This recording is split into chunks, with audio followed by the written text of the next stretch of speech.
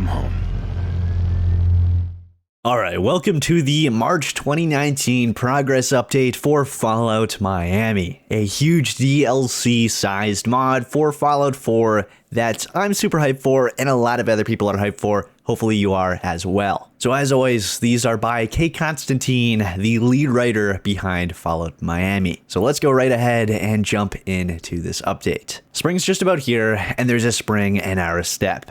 It's time for another Fallout Miami monthly update. To start things off, we've got yet another piece of our soundtrack to showcase. This month's track is Concrete Corridors. You'll be hearing it while exploring the titular concrete corridors of the Enclave's headquarters in Miami Beach. Its tense and militaristic sound is a perfect match for the mood of this top secret facility. Concrete Corridors was composed by Octopus Rage. So here you go. Here's a little sneak peek. The full link for it will be down in the description below.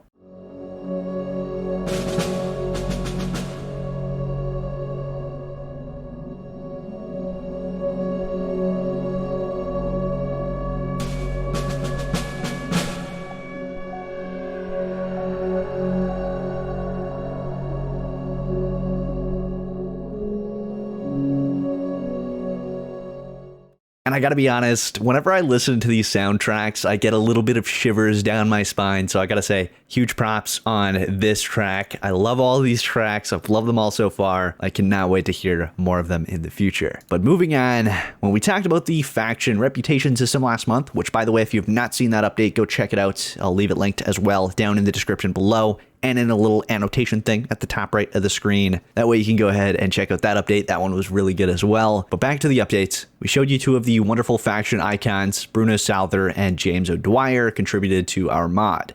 We've got two more for you this month. Since each group in the Vacation Wasteland will have at least a couple of different end states, it makes sense that even smaller factions, such as the Rovers, will be a part of the reputation system. Even though they're a very self-contained bunch that doesn't impact the main quest all that much, they're certainly unique and interesting enough to visit during your playthrough. And as you can see, it's some sort of pirate gang. They look friendly, but I guess we're gonna have to wait and see. And then a side faction that does relate a lot more to the central plot of Fallout Miami would certainly be the Cubanos. We've heard a lot about the Cubanos in previous updates. So again, go check those out if you haven't seen them before. Players will get involved in the group's internal conflict over their leadership and identity. I always love these animated icons, so I cannot wait to see what they look like in-game, but that's quite a whiles away, so just keep that in mind. Now, the official leader of the Cubanos, drawn here by Annabelle Coe, is one Emilio Segura. A caring yet stern man, he's held on strongly to the ideals passed down from before the Great War that have allowed the Cubanos to not only survive, but thrive in the post-nuclear vacation wasteland. While he was certainly more hot-headed in his youth, strong mentorship and years of experience made him a reliable leading figure to his people. But those years have really been piling up,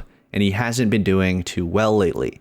That, combined with the old man's stubborn refusal to explore new opportunities, is what led to Carlos Truno stepping up and assuming a de facto leadership role. You may remember him from one of our earlier monthly updates. There's quite a lot more to the conflict between these two, but we don't want to spoil anything for you, so that's all you get for now. And last but not least, we have something a little more lighthearted to show you. You might remember our surfer tribe, the Tide Riders.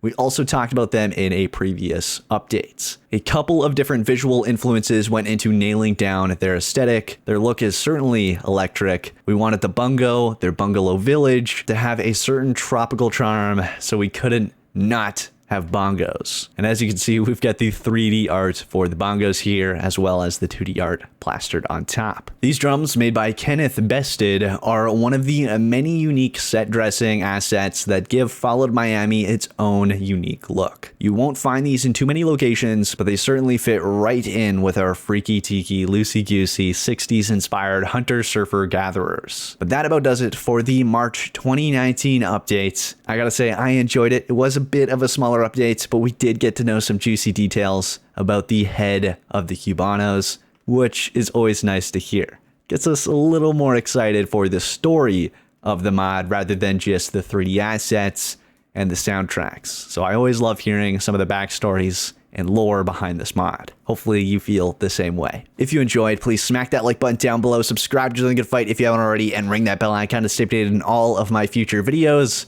It'd be super greatly appreciated as always. And until next time, this is 𝗦𝗢𝗣𝗥𝗧 signing off.